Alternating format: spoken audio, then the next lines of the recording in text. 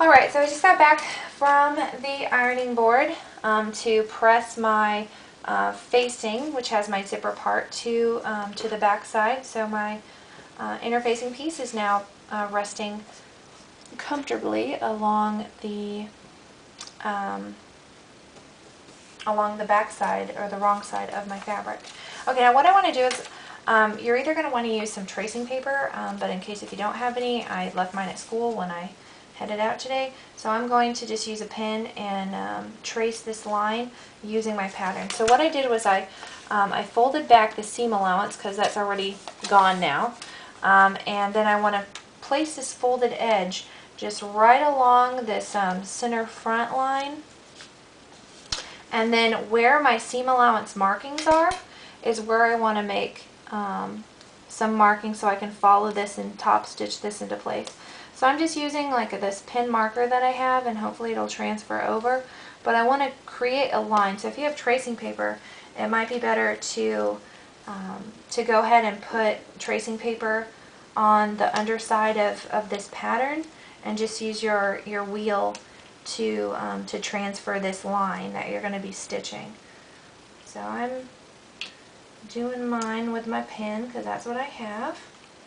And then we are going to start at this bottom where that marking point was and stitch back up towards the top. So I have my lines here. Some of them are showing up a little bit better than others because I hit some black fabric, but that's how it goes. Now you want to make sure that your crotch seam that you sewed is out of the way. So just kind of push that as far as you can, and then we're going to start, and we're top stitching this into place. So I need to change my presser foot again, and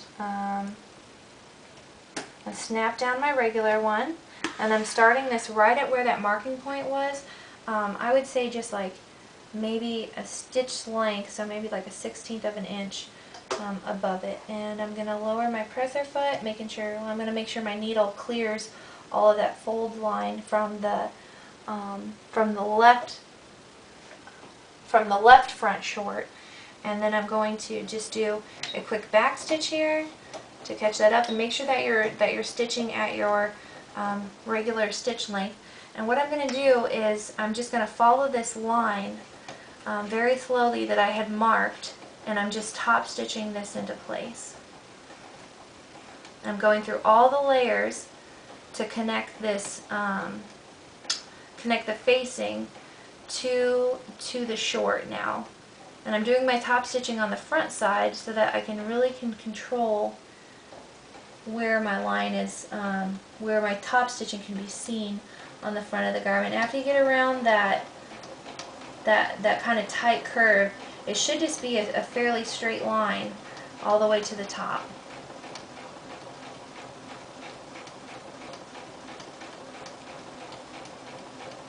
Alright, I'm almost to the top of my shorts now, and I'm just going to do a quick back stitch as well, just to make sure everything's finished off there.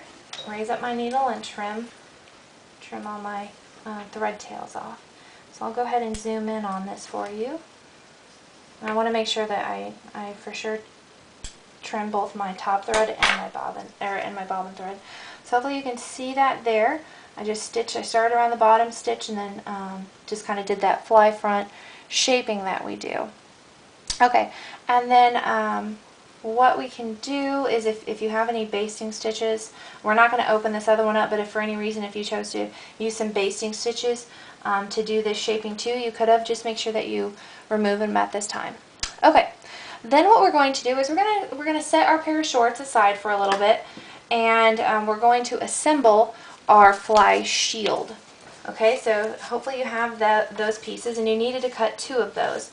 Hopefully with your right sides together or with your wrong sides together, as long as you have like a distinct right and left side. Alright, so again, let me kind of get these shorts out of the way here. I'll put them over here so they're out of the way. And what I'm going to do is I already have my 2 pieces, just so you can see I have my 2 pieces with right sides together. And what I'm going to do is I'm going to stitch opposite of the notch at 5/8. So I'm going to stitch 5/8 all around to the bottom to where this point meets down here at 5/8. So I'm going to go ahead just stitch that in using 5/8 of an inch seam allowance and doing some back stitching at the top and bottom of this stitch line.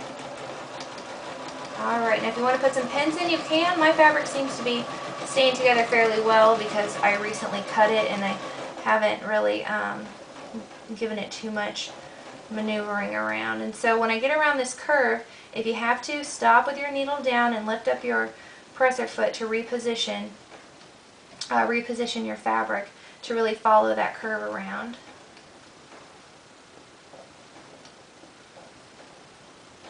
Alright, I need to lift and turn a little bit.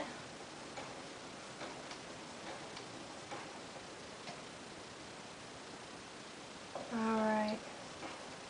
Now what I'm going to do is I'm going to go through that matching point, and I'm just going to go ahead and close the bottom seam. So I'm going to stitch all the way to that notch marking and then do some back stitching real quick. I got my pins like flying around over here. Alright, then I'm going to go ahead and trim off those thread tails. And then we're going to do the same kind of process that we did before with the trimming and then braiding. So I'm going to go ahead and start at the bottom. And I'm going to about half the width of what we've used so far.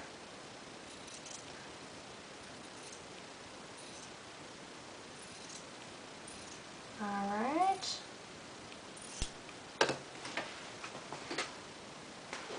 Just want to make sure I was still recording.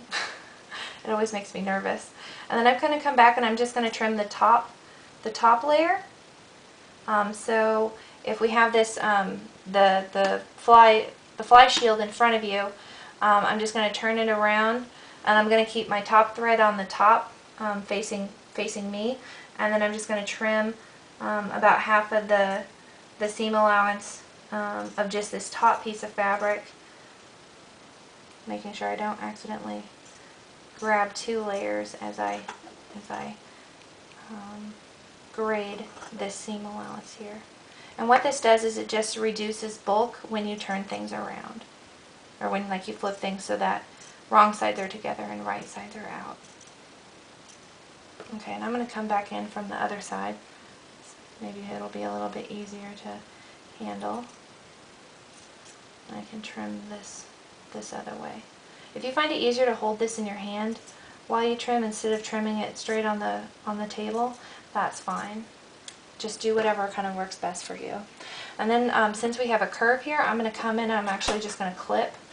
I'm going to clip maybe every 1/4 of an inch into that curve area. I don't want to clip through my my stitches that I did, but I'm coming pretty close to that stitch area. So just clipping all around that curve, because what that'll do when we go to turn it around, that'll make for a much nicer, a much more even and nice curve when we go to lay that down. Okay.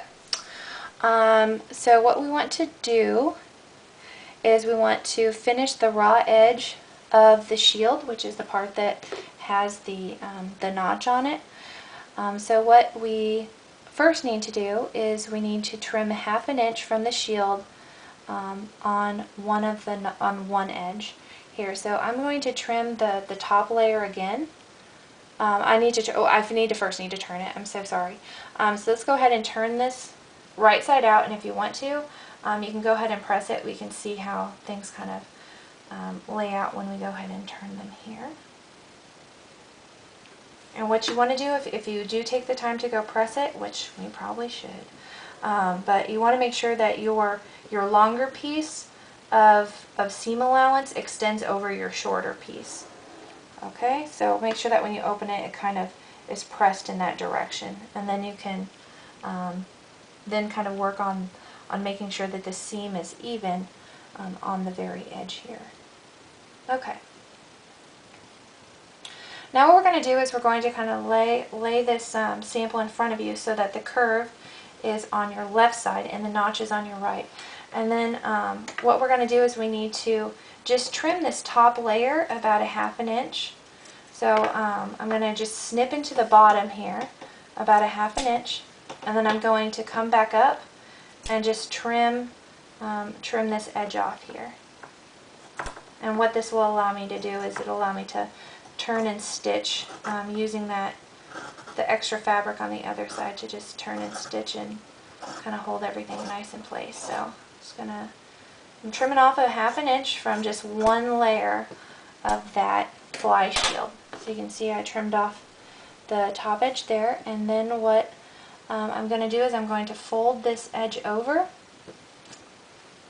and stitch that in place. So I'm just going to fold it over, kind of meeting up right where, and I didn't cut very straight. If your line's just a little bit off, you might want to come back and just straighten it up a little bit.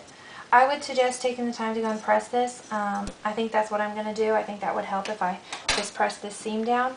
And then what you're going to want to do after you press that is you're going to want to come back and fold this fabric that was extended a little bit longer than the top side. You're going to fold that over and then just do a top stitch and seam those together. Or not seam them, but you're just going to finish that edge by doing kind of a turn and stitch, but connecting everything together. So that's what I'm going to do. I'm going to press this and then turn that over and stitch that into place. And then I'll restart the video up.